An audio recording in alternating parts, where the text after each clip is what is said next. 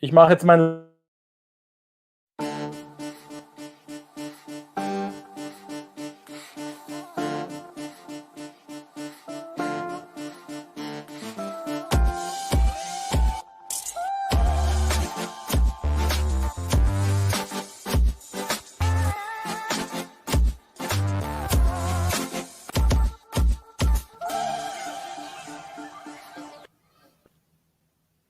Yes, kids, we are live.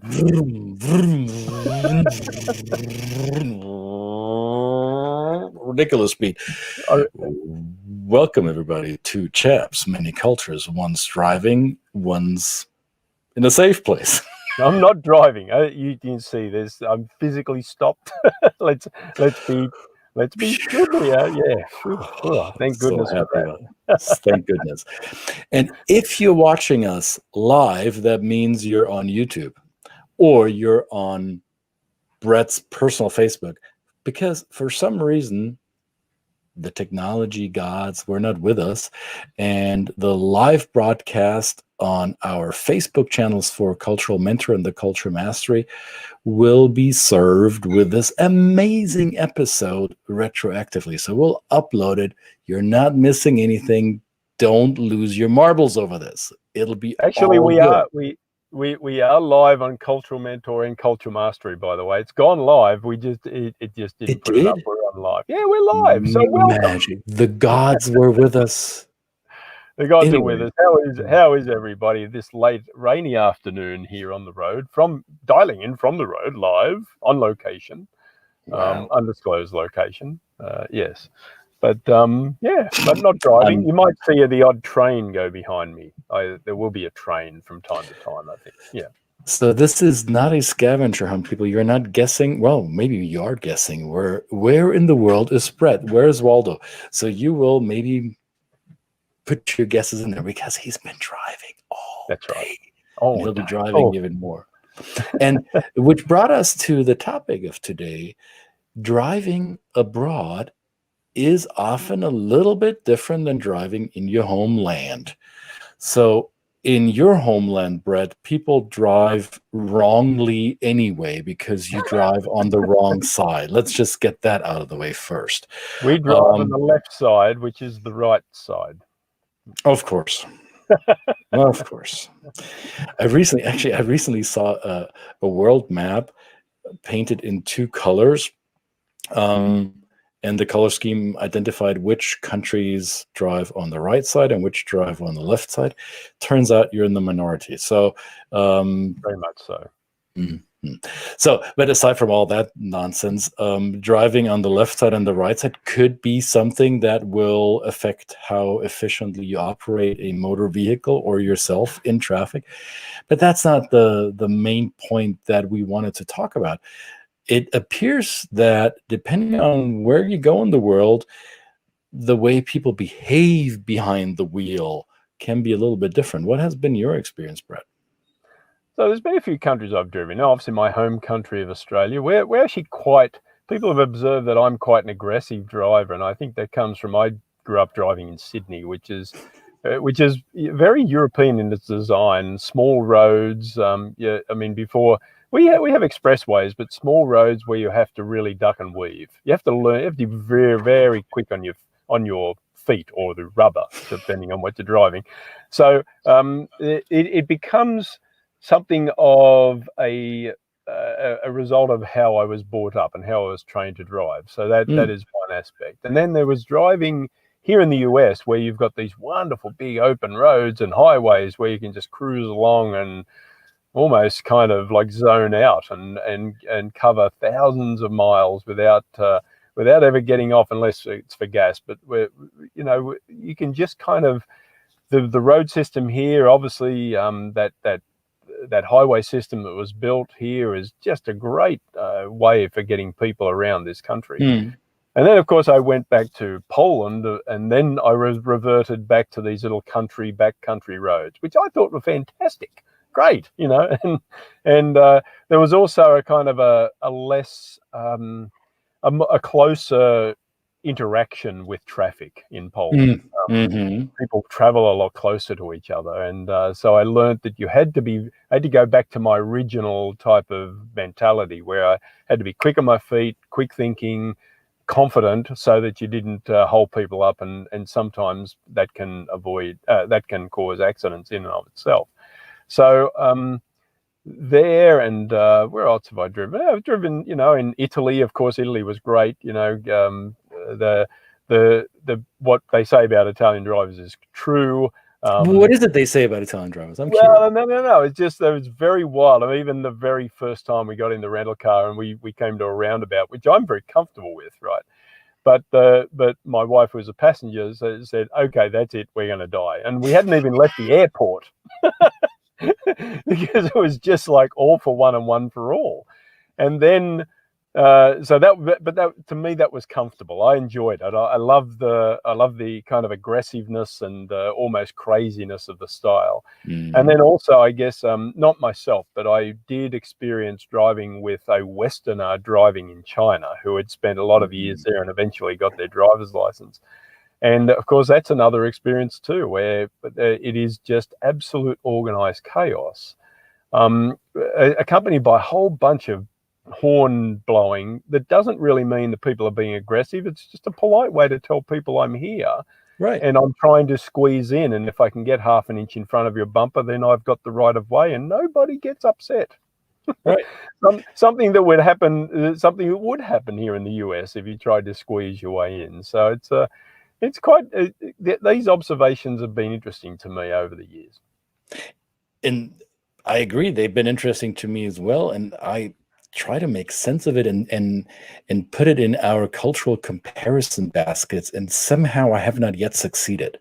So and this is, maybe there is some research out there and I'm just not aware of it. So if you know about this, place it in the comments. I'd be very curious. Also, as you're watching this, not if, but as you're watching this, maybe not live, but the recording, put in the country in which driving was easiest for you or was the most challenging, or share a story of some weird driving experience you may have had abroad. We would love to hear about this, and maybe we can talk about this face to face in an episode. What struck me was I come from a country where driving is, yes, also a bit aggressive, maybe not as well perceived as aggressive as it would be in other countries. I'm from Germany, as most of you know. And in Germany, there's a stereotype that Germans drive fast, which can be true. Not every German is a race car driver, and not every German road will allow you to go that fast. However, we do have stretches of our roadway system, the Autobahn, that is sometimes for certain miles or certain stretches of kilometers is unregulated in terms of top speed that you're able to drive there. And that means people will, if their vehicle allows and if traffic allows, go, I don't know, 200 miles per hour, 300 kilometers per hour, if you prefer metrics. I've done that myself, I will admit. And it is exhilarating. It is also a bit dangerous if you don't know how to do it right, which means that if you want to be road legal in many European countries, the way to do that is to go through a more rigorous training than in some other countries where driving licenses or the thumbs up for, or your permission to operate a motor vehicle may be a little less stringent. And I found that out when my German driving license was transferred into a US license, and I was flabbergasted at how lax the rules were. I thought this was going to involve a test or some sort of bureaucracy. None of that. So they just simply, and this was years ago, they simply just gave me a US license. They're like, all right, nobody is testing how well I do this. And then she said, well, you come from Germany and we know how you guys teach your drivers and we know you guys drive fast. So we figured it's all right. Maybe I shouldn't name the person at the DMV who gave me that license, because maybe she acted against rules and regulations. I hear it's different now. What I mean to say is I figured out Americans seem to be very relaxed drivers compared to most European countries. They don't seem to live out their aggressions or their, I don't know, their anger on the road. What does Jenny say? Jenny's from Australia. Well, I'm My going to let you cousin read it. Jenny tuning You, in. My so real what is cousin. Jenny? So read it in Jenny's accent, please. Yeah. Hi from Australia. No, she doesn't speak like. She's much more refined accent to me. She got the refined side of the family. But I think driving in Vietnam was very scary. You just get in and hope for the best. Yeah, kind of similar to China. Yeah, or Indonesia. Yeah. Indonesia. Yeah, these are Thailand. Absolutely another place that I've driven in cars in Indonesia where. Yeah, I mean, even direction of the traffic is optional. It's just whichever way you can get. And obviously, here my last night, my daughter, my second daughter is 15 now. So in the US, that means she gets a driving permit. So she took a test, which she passed, and now she can drive a vehicle with an adult in the passenger seat. Right. So I took her for a test drive around the neighborhood, and sure enough, I mean, she did really well. And sure enough, there was this gentleman approaching us on his bicycle in our lane. Yeah. Which in the United States, that is not legal or is at least frowned upon by fellow motorists. In other countries, nobody would bat an eye at that. And my daughter was like, "What is this guy doing in my lane? What do I do now?" He survived. So did we. Yeah. Now, what I recognize is that North Americans seem to be much more relaxed in their vehicle and less aggressive than most Europeans. I find Europeans to be almost as if getting behind a wheel or a steering wheel in the road gives them permission to live out some of their aggressions or their fantasies of world domination that they're not allowed to do in other social contexts. In the US, that doesn't seem to happen as much. And what I make this mean, and you correct me if you have a different opinion, I think in the US, people have other safety valves to pop up that energy, right? So in the US, there is the Second Amendment to the Constitution, which allows every citizen to bear a firearm. So they go on a shooting range and fire off a gun, or maybe they don't even go to the shooting range. They have other ways of letting off steam. I don't know. How do people let off steam in Australia, Brett? Do they do that in traffic, or do they go out in the we just chase kangaroos? Chase kangaroos. Is that really what you do? Are you just feeding a stereotype? Yeah, I'm feeding a stereotype. Absolutely. Yeah. No, we swim a lot. We're close to the ocean. We play a lot of sport. That's how we do it, right? Which I guess can be related to firing guns. I mean, it's called a sport in some circles, and it is a sport. It's an Olympic sport, right? But I think that that's a good point. That's kind of what I noticed in Europe too. Yeah, that's living out fantasies of driving in Le Mans, right? Those kind of things. I mean, and also interesting. I was just thinking about car racing. Car racing in this country is very organized usually around track. You just turn left all day, right? You mean in the US with NASCAR? NASCAR, yeah, that kind of thing. There's other racing events where they have like real circuits, right? Yeah, but are they as popular as NASCAR? Right? I don't know. Probably not. I don't know. But road racing is more the norm in a place like Australia, or Europe. That's where you see this kind of road racing. Formula One is a lot of times done on a race track in Adelaide. In the streets of cities, right? They can shut down cities. Monaco is like that, through the streets of the cities. It's interesting. No, I think it's just a fascinating insight. I've just kind of always been struck by the way people drive in different countries and how it might reflect the culture, the prevailing culture. Anyway. Now, when you say that in China and other Asian countries, nobody really gets upset if they just find an inch ahead of you and squeeze themselves in. And in other cultures or other countries, this may be a cause for a debate or worse. Could it That's a nice be? way to put it. So as I'm trying to basket this into our cultural comparison categories, is it possible that in more collectivist cultures, like many Asian cultures, don't seem to, the drivers in those cultures don't seem to feel the need to express their individuality in traffic by invoking their rights, right?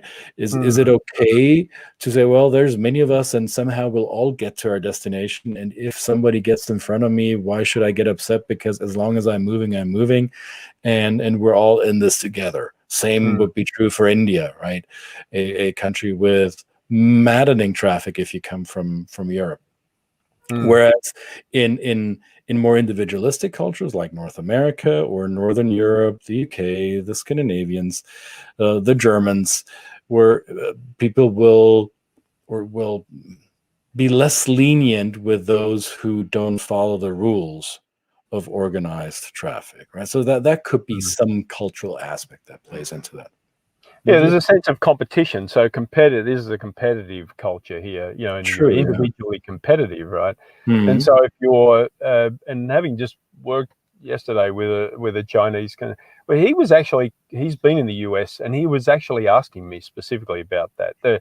Why do people seem so individually competitive here? It was something that really wasn't even in his realm of understanding of why that would be, when you've got everybody who surely would benefit from getting to the same place, whether it be driving or whether it be in business, with the same destination in mind. So it was interesting that he observed that, and so that's how it was explained to me in China when I was driving along, where people would explain to me and say, this is all it is. As soon as you can get half an inch in front of somebody's bumper, there's this saying, oh, okay, well done, congratulations, But they will blow their horn at them, but not to say, you got to, they'll just blow their horn and say, don't forget I'm here. Right. And then it's they're politely let in. Same is true, I think, in most Mediterranean cultures. Most Northern Europeans believe that the Mediterranean drivers are being aggressive. I don't think they are. I think the horn honking is the same as in Asia. Is, hey, I'm here. Please take notice of me. My car might be small, and these are narrow roads, but I'm still here. So make sure you don't put a dent in me. I also found that the competitiveness aspect is different in countries like Germany compared to the United States. Sure, you'll find some drivers who want to be first or whatever way of competition they have in the US. In Germany, it's almost like, especially amongst men, this is more a male thing, to be honest. German male drivers seem to have this macho comparison of egos behind the wheel, and it leads to weird situations where they're racing from red light to red light with no noticeable gain over each other, but they manage to get to the next red light first. I never really understood what that means. You're in a hurry to stop. Right. And in the US, at least in the states that I've driven in, and it's been probably 35 of the 50, I never really found that there is this almost murderous competition happening, or it's at least more bearable. What I did find, though, hi from Queensland, awesome. Hey, hi back to Queensland. There's a lot of Aussies on here tonight. Aussies here, yeah. Well, it's that time of the day. They're all awake. See, we driving. So what I noticed is in many Europeans, and mainly my fellow country people in Germany, are quick to point at the United States as this one country where everybody's gun crazy and gun happy, and they will defend their Second Amendment rights to carry a weapon, and they will be quick to say, well, you'd have less you'll have less road fatalities. Oh, my says I should be careful talking about women drivers. I didn't talk about women drivers. I talked about male drivers who are bad. I think women are the better drivers, to be honest. They may not be as competitive. So I'll be the first to admit that men are, with their egos, are actually bad behind the wheel. So however you feel about your own driving, it's probably better than mine. So, but the point I'm trying to make is, so Germans are quick to jump to the conclusion that USA, you could solve a lot of your violence problem with all the guns, take the guns away, which in the US gets you a quick reaction, no matter what side of the political aisle people are from. They say, you mind your own business, and this is our constitutional right, and nope. That's the quick and civil version of that response. In Germany, you could the same emotional response you get is if you ask Germans to accept the speed limit on the Autobahn. They will go nuts on you. Say, what? I'm a free citizen in this country. You're not taking away that liberty. Free driving for free people. It's completely irrational, emotional, similar to the emotional irrational response many Americans will give you to gun laws. Maybe we are not as civilized as we think we are. Maybe we're not as evolved. Maybe we shouldn't be driving. Maybe this whole autopilot thing is a thing of the future. It will make us better human beings. Maybe. The other observation I'll make, going back to my home country of Australia, I just thought of, is outside policing of driving. And we've had for years, when I first got my license, roadside testing and breathalyzing of random people for no reason at all, no suspicion at all, was something that was instigated, and people, some people rallied against it, but they said, no, well, it's keeping us safe. In general, we're being asked under no suspicion of anything to be pulled over and just tested in case we're drinking. And there were, they called them booze buses. They took old public transport buses, turned them into rolling testing stations, and they would just set up on a road and then pull everybody over, and they just get you to blow into a machine, and then that was it. And speed cameras, many speed cameras in Australia. Oh, right? Same in Europe. And you get a ticket very, very quickly for doing small amounts over the speed limit. And yet here in the US, you get pulled over by a cop who says you did this and that many miles per hour, and there's no proof. There's no. It's only the cop's word against yours.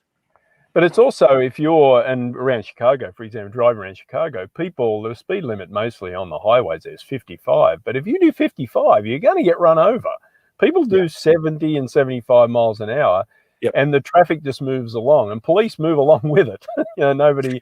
There's this kind of it's a strange dichotomy where this is a place, And I teach most of the expatriates who come to the United States, I teach them the rule of thumb is, if you go 10% over the posted speed limit, that is the gray area in which you should be safe. But please don't quote me when you get pulled over for doing exactly that. And mine is completely right. If you go in too slow in Germany, you will be holding up traffic, and that may get you a fine as well. However, it's gotten more rigid in Germany with the speed limits. They do enforce them. Of course, there are the stretches where you can go as fast as you want, and that's your right as a free citizen. However, wherever there is a speed limit, and you're not adhering to it, then you will pay through the nose to learn that lesson. So they have recognized that there are areas where you need to be more safe, and others where it's okay to be less safe, I guess. Absolutely. But are you driving back home tonight, Brett, from this undisclosed location? I'm on my way, and it's raining, and it's going to be I'll just take my time, no problem at all. Big highways, nice leisurely drive, and yes, I will be home tonight. And will you contemplate your cultural preferences as you do that? I will observe. I will look around me, and and just otherwise go about my business. I don't know what else I can do. I am what I am. All right, folks. All right, man. Two chaps and many cultures who just pop up in the middle of your day, whatever time of day it is in your world. We would love for you to be a subscriber of our program. If you're on LinkedIn, if you're on YouTube, that's easy. You just hit the subscribe button on Brett's channel, and then you hit the subscribe button on my channel, because we're simulcasting it to both channels. Yeah. If you're on Facebook and watching this, you may have already liked our page, and if you haven't done so yet, what's keeping you? And finally, make sure you place your comments, your questions, your ideas, your suggestions for future topics in the comment box below. Tell us if you would be the next best great guest on this program, or if you know somebody that we should definitely talk to. We would love to hear that from you. So, and my included, because my is, you know, you can come on and challenge Christian about his attitudes of women drivers. Uh-oh. Uh-oh. I think I have an appointment on that day. A driving test? Yeah. Whether we'll test me again, whether I'm still road safe. Absolutely. All right, man. Thanks again. Thanks, everybody. Drive safely. Drive safely, yes. Are you talking to me? Are you talking to me? Whoever feels the need to hear that. Yes. No worries. All right, mate. See ya. Bye, all.